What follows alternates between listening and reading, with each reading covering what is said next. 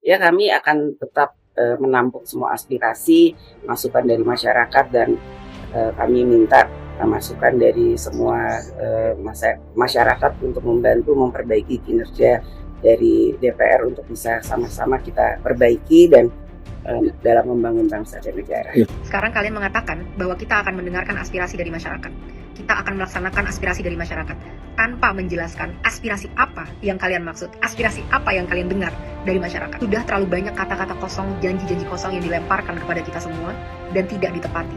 Tapi kali ini kita menuntut kalian untuk punya akuntabilitas, untuk bertanggung jawab dengan kata-kata kalian bahwa kalian akan melakukan aspirasi dari masyarakat. Bagaimana anggota parlemen yang berjumlah 580 orang dibayar dari pajak masyarakat itu tidak berhasil mendengarkan aspirasi masyarakat. Sementara gerakan-gerakan di sosial media yang tidak dibayar oleh siapapun yang terjadi secara sukarela bisa mencapai pergerakan yang seperti ini. Harusnya kalian semua merasa malu dengan apa yang terjadi di situasi Indonesia saat ini. Akan kita perjelas apa tuntutan kita. Kita mau kalian bertanggung jawab dan bertingkah sesuai dengan apa yang kalian janjikan. Kali ini kalian tidak bisa lari dan tidak bisa berkilah lagi. Karena aspirasinya sudah sangat jelas dari masyarakat. Pada sebelum 5 September pukul 23.59, ini adalah 12 hal yang kita tuntut dari kalian kalau memang kalian mau menunjukkan bahwa kalian masih berpihak kepada masyarakat. Pertama, sahkan rancangan undang-undang perampasan aset sekarang juga, sebelum 5 September, tengah malam.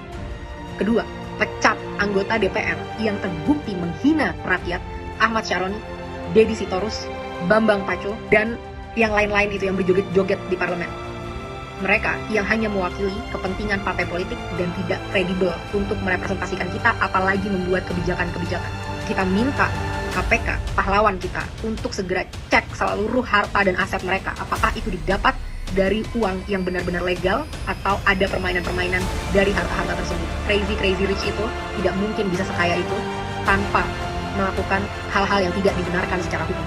3. Bebaskan pihak-pihak yang kalian tahan karena menyampaikan aspirasinya. Jangan salahkan semua terhadap masyarakat. Kalian juga harus bisa refleksi kenapa masyarakat bisa sampai semarah itu. Karena kalian selama ini sudah benar-benar tuli dan mati empati terhadap aspirasi dari masyarakat. Saat kita mau mendatangi rumah kita sendiri yang kita bayar dan kita bangun dengan hasil keringat sendiri, kita dipertemukan dan dihajar dengan aparat-aparat dan segala peralatan yang dibeli dari hasil pajak rakyat. Bebaskan mereka semua. Mereka hanya mau melakukan aspirasi. 4.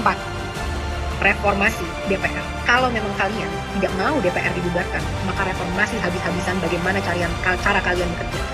1. Audit secara transparan. Apa isi dari anggaran 9,6 triliun per tahun di tahun ini dan tahun depan? Apa itu? Setiap sennya kita mau tahu dengan jelas. Dan setelahnya, setelah 7 hari, kita mau kalian laporkan penyerapan anggarannya setidaknya setiap bulan kepada rakyat. Kita mau tahu apakah investasi kita itu benar-benar membuktikan dan memberikan kesejahteraan, atau ini semua hanya investasi bodong untuk kepentingan-kepentingan pihak-pihak tertentu. 2. Rampingkan segala anggaran. Tidak ada tunjangan-tunjangan ini, itu, tunjangan beras, dan lain sebagainya. Dan rampingkan jumlah anggota DPR. Bersihkan DPR dari pengkhianat-pengkhianat rakyat.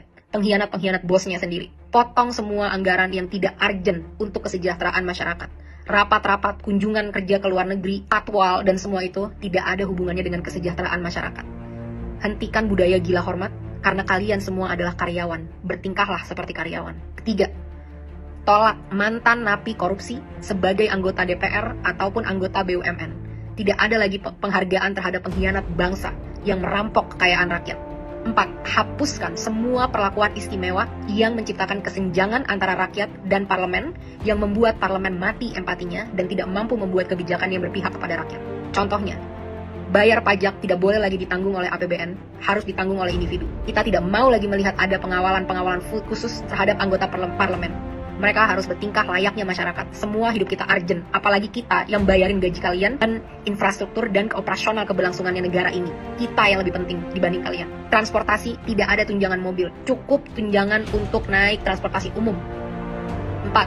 Hapuskan pensiunan seumur hidup bagi para anggota-anggota DPR yang masa kerjanya hanya 1 periode. Kita tidak mau lagi membayari mereka sampai akhir hayat kalau memang mereka tidak mau mengabdi dengan tulus kepada masyarakat.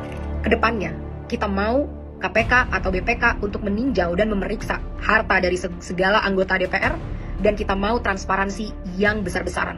Semua rapat-rapat, diskusi, kita mau itu ditunjukkan live secara online ke rakyat. Bahkan kalau bisa, rakyat harus selalu boleh masuk ke gedung DPR untuk mendengarkan dan melihat apa yang karyawannya sedang lakukan. Kelima, tunjangan gaji dan tunjangan-tunjangan yang lain, total take home pay, total yang bisa kalian bawa pulang, tidak boleh melebihi 5 kali upah minimum UMR nasional dari masyarakat. Harus jelas kemana setiap anggaran-anggaran ini, dan kita mau jelas berapa yang diterima. Tidak boleh lagi ada kesimpang siuran yang berkata ada yang menerima segini, segitu, dan lain sebagainya. Harus jelas berapa yang diterima sebagai take home pay, kita harus tahu itu. Keenam, tetapkan KPI, Key Performance Indicator, yang terukur bagi anggota DPR sebagai standar kinerja. Berapa RUU yang harus kalian sahkan, berapa RUU prioritas, dan lain sebagainya, harus dengan aturan yang jelas. Kedepannya, evaluasi dan pecat anggota-anggota yang tidak bisa bekerja dengan benar, yang tidak datang saat-saat rapat, yang tidak bisa menghasilkan RUU yang diminta oleh rakyat. Laporkan semua progress, achievement, challenges secara berkala kepada rakyat. Kita berhak tahu apa yang terjadi di dalam ruang DPR. 7. Audit secara menyeluruh terhadap BUMN untuk memastikan profitabilitas. Kalian bisa tahu apa yang kira-kira mau diambil untuk ini, tapi BUMN kita rugi puluhan triliun setiap tahun, satu BUMN. Saat banyak BUMN-nya berapa ratus triliun yang dirugikan oleh BUMN ini. Benar-benar tidak capable dalam memanage usaha badan milik negara. Karena komisarisnya hanyalah untuk tukar-tukaran kursi, negosiasi, kekuasaan dari partai politik, tapi bukan diisi oleh orang-orang yang kredibel di bidangnya.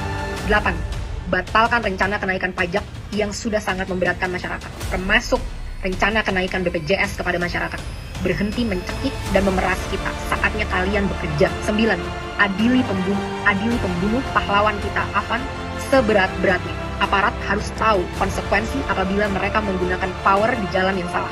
Negara harus menanggung dampak dari semua ini, karena semua ini terjadi karena kegagalan kalian menanggung keluarga dari Afan. Lengserkan Kapolri. Kapolri telah gagal memberikan komando untuk melindungi masyarakat. 10. Berikan standar gaji yang layak terhadap pahlawan bangsa kita, guru-guru di Indonesia, termasuk juga nakes-nakes di Indonesia. 11. Reformasi kinerja kepolisian habis-habisan.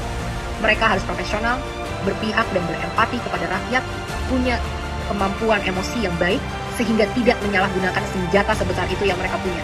Mereka di sini untuk melindungi rakyat, bukan untuk membela kepentingan penguasa. Saat kasus-kasus terjadi, banyak banget yang loyo, lama, dan lain sebagainya. Tapi saat itu tentang demonstrasi, betapa canggih alat-alat yang kalian punya. Betapa banyak amunisi yang kalian punya untuk ditembakkan kepada masyarakat yang membayar gaji mereka setiap hari. Reformasi ini semua.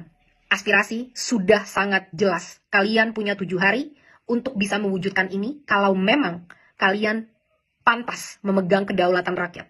Kita akan buktikan bersama-sama apakah kalian mampu dan benar-benar capable dalam melakukan ini, atau benar apa yang memang kita inginkan untuk membubarkan DPR. DPR tidak harus bubar kalau kalian benar-benar bisa bertanggung jawab dengan kekuasaan kalian dan menampung aspirasi rakyat. Jangan sampai ada lagi darah-darah dari pahlawan-pahlawan demokrasi kita yang bercerceran di jalan. Jangan sampai ada lagi intimidasi untuk orang tidak bersuara di negaranya sendiri. Hentikan segala intrik-intrik politik yang menjijikan dan busuk ini. Mulai bekerja dari sekarang. Buktikan 7 hari dari sekarang, mampukah kalian bertanggung jawab, pantaskah kalian digaji dari duit masyarakat.